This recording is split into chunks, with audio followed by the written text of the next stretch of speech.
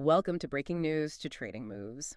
Usually when we talk about a medical diagnosis, there is this expectation of, well, absolute precision. It is very mechanical. Right, it's very black and white. Exactly. You break your arm, the doctor puts you through an x-ray machine, the scan shows this jagged white line on the radius bone, and the doctor just points at it and says, there's the problem. Yeah, it is entirely binary. The bone is broken or the bone is intact.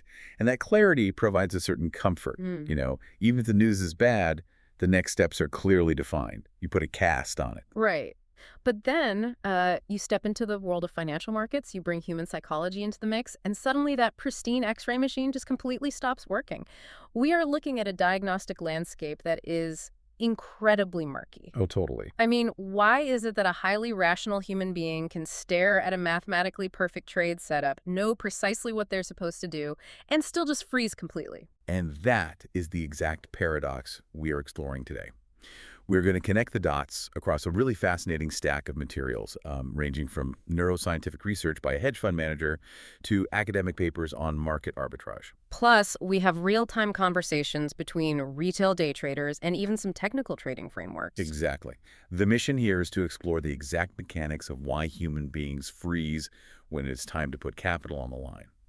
And more critically, how to actually build the psychological and mechanical systems to finally press the button. Because whether you are managing a retirement portfolio or, day trading the one-minute charts, you are going to learn why your brain treats financial decisions like a physical threat and how to overcome it. Yeah. So before looking at charts or strategies, we really have to look at the brain. The reason execution is so hard is that it is hardwired right into our biology. It's a purely physiological response.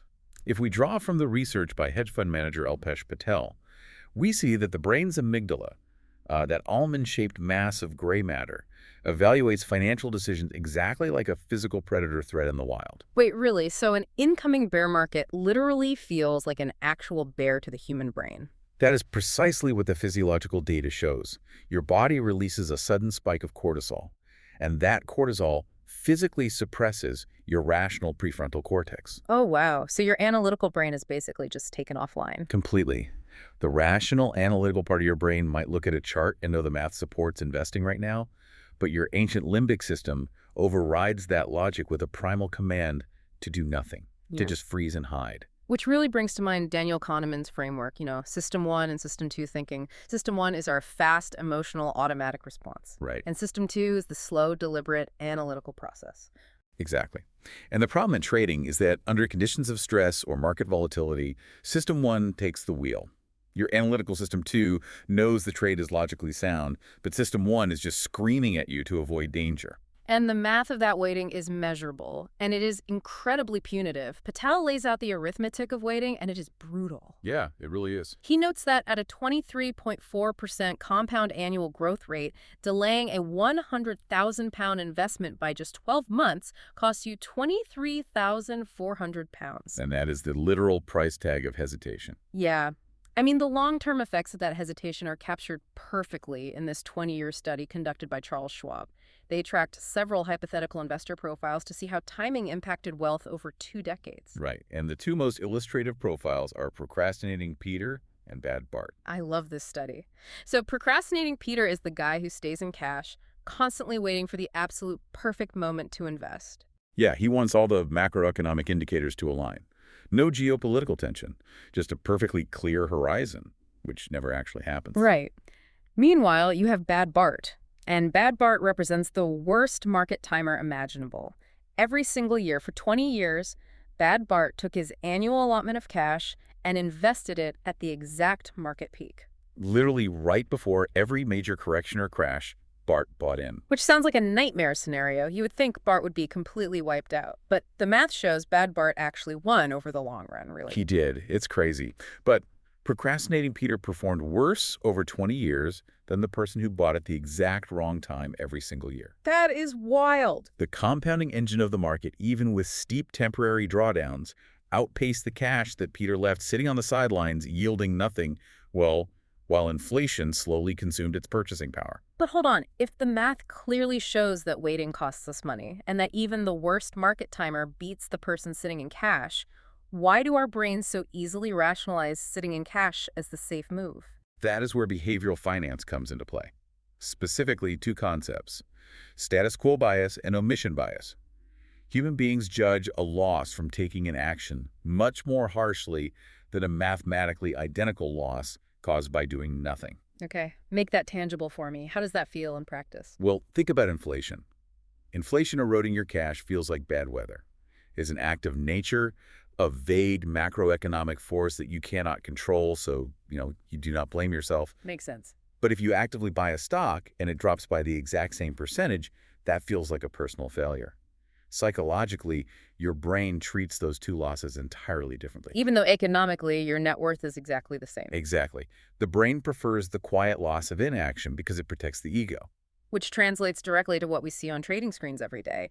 That biological freeze manifests as something the community calls perfection paralysis. Yeah, we saw this very clearly in the Reddit community discussions we pulled from. There was a trader asking for help who had a proven back-tested setup, and the strategy required a minimal risk of just 0.25% of their total account per trade. So the risk was basically non-existent. Right, almost nothing.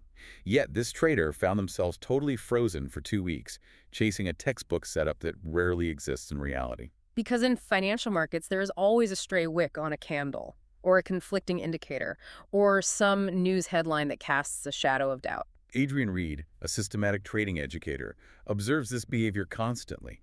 He describes traders sitting surrounded by 6 monitors, checking every time frame and indicator. Just staring at the screens. Yeah, actively convincing themselves they just need one more confirmation before they press the button.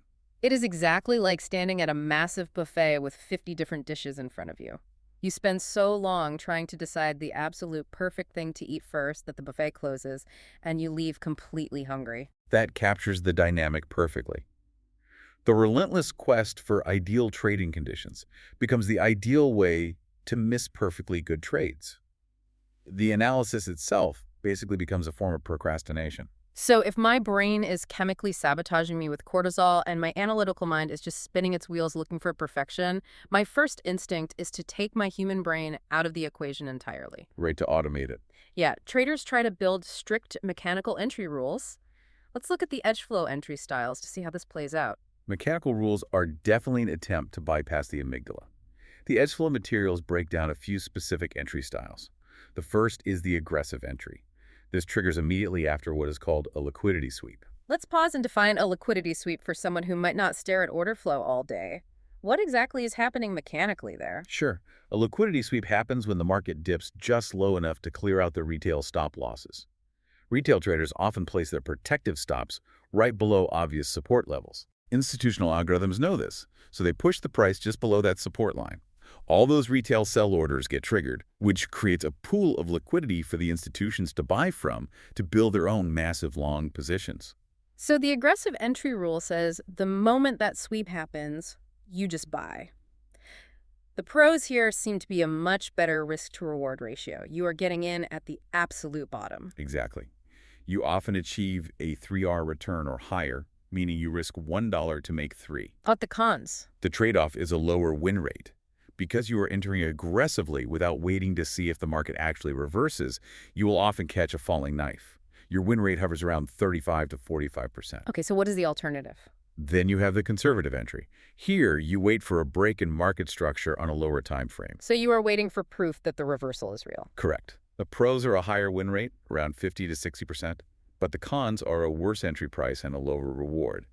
And then there is an extreme zone entry, which is a middle ground, entering at the absolute bottom of a demand zone. These sound like really logical rules. But even with these strict definitions, we found another Reddit thread completely focused on the problem of messy context. Yeah, this is where mechanical systems clash with reality. A setup might technically fit the rules on a 5-minute chart. The sweep happened, the structure broke. But the broader environment is a mess. Exactly. The higher time frames or impending macroeconomic data are totally unclear. The setup is valid, but the context just lacks the clarity needed to justify risking capital. Which brings me back to my earlier thought. If human judgment over context is the weak link, can't we just automate our system to buy and sell? completely removing the human brain from the equation. You are definitely not the first person to assume automation is the cure for emotion, but Adrian Reed points out that even systematic automated traders fall prey to the exact same analysis paralysis. It just happens at a different stage. How so? I mean, the computer doesn't have an amygdala. The computer does not, but the person writing the code does. Systematic traders often succumb to curve fitting. They optimize their algorithms to perform flawlessly on historical data, twisting the parameters so tightly that it looks like a money printing machine in the past. But then it breaks down the moment it encounters live, unseen market conditions. Exactly. Or they overcomplicate strategies out of fear of failure. Or they build a system, turn it on, and then manually override their own automated stop losses because they spent hours analyzing the trade and feel emotionally committed to it. Wow. So the human element always finds a way to interfere. It really does. So since mechanical rules alone cannot override biological fear, traders really have to fundamentally rewire their cognitive approach to the market. This is where we look at the teachings of Mark Douglas from his book Trading in the Zone, alongside Anton Kreil's frameworks. Their central premise is that the market is inherently uncertain. It is a permanent condition. Exactly. No amount of research, no combination of indicators, and no algorithmic complexity will ever guarantee the outcome of the very next trade. The breakthrough happens when you stop viewing each individual trade as a life or death event. It is not a referendum on your intelligence. It is simply one single data point in a very long series of probabilities. Think about a casino. The casino does not know if the next spin of the roulette wheel will land on red or black. And they do not care. Right. They know that over 10,000 spins, the mathematical edge of the green zero slots guarantees them a profit. Traders have to adopt that exact same mindset. And the materials break down a 5-step pre-trade checklist to help manufacture that mindset and eliminate hesitation. Instead of looking for a guarantee, you ask yourself 5 questions. 1, do I have a clear directional bias? 2, is the technical setup valid based on my rules? 3, is my risk strictly defined? 4, do I know exactly where my exit plan is? And 5, am I emotionally neutral about the outcome? And if the answers to all 5 are yes, you're obligated to act. You must execute despite the doubt, because doubt is a permanent feature of the environment. It is incredibly liberating when you truly internalize this.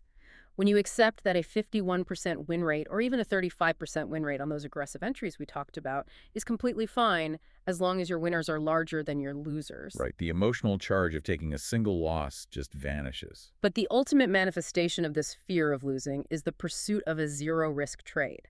At the institutional level, towering hedge funds with billions of dollars dedicate immense resources to this pursuit, which is known in academic circles as arbitrage. Yeah, the academic materials define arbitrage as taking advantage of a price difference in 2 or more markets to lock in a theoretical risk-free profit. Give me a real-world example of that. Well, a simple example is spatial arbitrage. If a dual-listed company is trading for $10 in London and $10.05 in New York at the exact same moment, an algorithm can simultaneously buy the London shares and sell the New York shares. So locking in a guaranteed 5-cent profit per share without taking on market direction risk? Exactly. But the materials are quick to point out the severe limits to arbitrage. Yeah, there are massive structural limits. You have execution risk. Like, what if your buy order fills in London, but the New York price drops before your sell order goes through? Now you are just holding a regular, risky stock position. Right.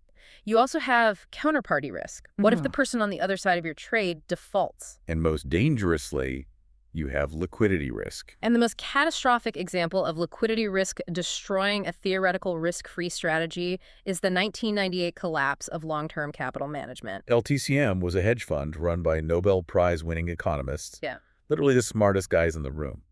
They identified a massive arbitrage opportunity in global bond markets. They noticed that the yield spread between highly liquid U.S. Treasury bonds and less liquid foreign bonds had widened beyond historical norms. Right. Their model stated with absolute mathematical certainty that these prices had to eventually converge. So they bet heavily on that convergence. They shorted the expensive treasuries and bought the cheaper foreign bonds, expecting the gap to close. But then, the train came down the tracks. Yeah, the train was a sudden, unpredictable geopolitical crisis. Russia defaulted on its debt. Global markets panicked. Investors everywhere engaged in a massive flight to safety, pouring money into U.S. treasuries. So this drove the price of treasuries up and the price of foreign bonds down? Exactly. The spread did not converge. It violently widened. But if LTCM's math was ultimately correct that the bonds would eventually converge, why did they blow up? Couldn't they just wait it out? Because of liquidity risk. They had borrowed massive amounts of money to leverage their trades. When the spread widened, their brokers demanded more cash as collateral or margin call. And they didn't have it. Right. Because global liquidity had dried up in the panic, LTCM could not find the cash. They were forced to liquidate their positions at the absolute worst possible moment, taking catastrophic losses. Wait, so even the textbook academic definition of a risk-free profit executed by actual Nobel laureates can blow up a multi-billion-dollar hedge fund? It absolutely can. And it proves the core lesson we keep returning to. Uncertainty is not a bug in the financial markets. It is the fundamental operating system. It is a permanent condition, not a temporary storm you can simply wait out in cash. As an investor, you are literally being paid a premium to endure the discomfort of that uncertainty. Exactly. So if absolute certainty is a myth and our brains are literally wired to freeze in the face of uncertainty, what tangible mechanical steps can you take tomorrow morning to finally execute? Alpesh Patel lays out some really specific execution protocols designed to outsmart your own biology. The first protocol is pre-commitment. Explain how that works in practice. You make the decision today, while your heart rate is slow and your cortisol levels are low, to execute a specific action on a future date. Okay. You decide, I will invest this specific amount on the first of every month, regardless of the headlines. By pre-committing, you completely bypass the emotional brain when the moment actually arrives. Next on his list is tranche investing, which is a great way to relieve the pressure of the perfect entry we discussed with the buffet analogy. Instead of trying to deploy all your capital at the absolute lowest tick on the chart, you scale in piece by piece. Right. You buy 20% of your position on Monday, 20% on Wednesday, and so on. It averages out your entry and completely removes the anxiety of trying to time the absolute bottom. The third protocol is crucial. Define the loss. Before you ever enter a trade, you decide exactly where you will exit if you are wrong. Patel advocates for using a strict percentage, like a 25% stop loss. Which might sound terrifying to a new investor. Deliberately planning to lose a quarter of your money on a position feels counterintuitive. It feels terrible until you realize what it actually accomplishes. The human brain is terrified of the unknown. An open-ended trade that could theoretically go to zero is an open-ended threat. By placing a strict stop loss, you convert a terrifying infinite unknown into a bounded, manageable fact. You know exactly what the worst-case scenario is, which ironically allows you to relax. Yeah, that makes a lot of sense. And the final protocol is going on an information diet. Traders and investors must learn to turn off daily price alerts. Why is that so important? Behavioral economists call this myopic loss aversion. If you check your portfolio every single day, you're going to see a lot of red days. Even in a raging bull market, every time you see red, your amygdala fires. You're subjecting yourself to unnecessary micro-traumas. So the daily noise just wears you down. Exactly. The information you receive daily is mostly noise. The actual signal of market direction only emerges over weeks and months. It makes me think of the regret minimization framework mentioned in our materials, a concept famously used by Jeff Bezos. The exercise is simple. You project yourself forward to age 80, sitting in a rocking chair, looking back on your life. That's a great thought experiment. It really is. Will you regret taking a calculated, risk-defined chance in an uncertain market? Or will you regret sitting in cash for decades, waiting for a perfectly clear moment that never actually arrived? Because execution is not about finding the perfect chart or building the perfect algorithm. It is about actively overriding the amygdala, accepting that probabilities are the only truth in markets, and using structured protocols to act despite the presence of uncertainty. We spend so much time obsessing over the downside. We constantly ask ourselves, what if this trade goes wrong? But we rarely calculate the compounding daily cost of our own inaction. What if the most dangerous, costly decision you make today is simply deciding to wait until tomorrow? The math and the history both tell the exact same story. The only truly wrong decision is the one that is never made. So the next time you are staring at your screen, waiting for the perfect moment to click buy, remember that the X-ray machine for financial markets will always be a little blurry. The picture will never be perfectly clean. Thank you so much for joining us on this exploration.